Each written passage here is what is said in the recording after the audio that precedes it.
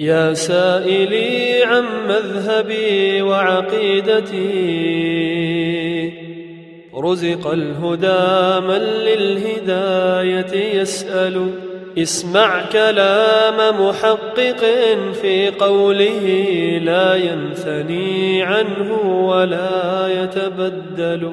حب الصحابة كلهم لي مذهب، ومودة القربى بها أتوسل.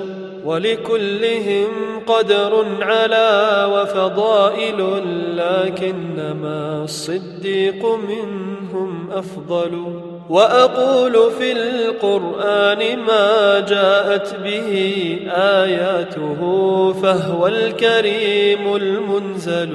وأقول قال الله جل جلاله، والمصطفى الهادي ولا أتأول. وجميع آيات الصفات أمرها حقا كما نقل الطراز الأول. وأرد عهدتها على نقالها، وأصونها عن كل ما يتخيل. قبحا لمن نبذ القرآن وراءه، وإذا استدل يقول قال الأخطل. والمؤمنون يرون حقا ربهم، وإلى السماء بغير كيف ينزلون. وأقر بالميزان والحوض الذي أرجو بأني منه ريا أنهل.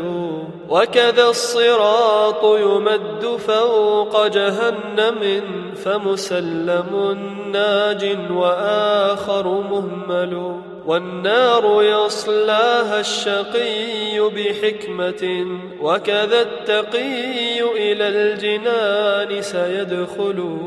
ولكل حي عاقل في قبره عمل يقارنه هناك ويسأل. هذا اعتقاد الشافعي ومالك وأبي حنيفة ثم أحمد ينقل. فإن اتبعت سبيلهم فموفق، وإن ابتدعت فما عليك معول.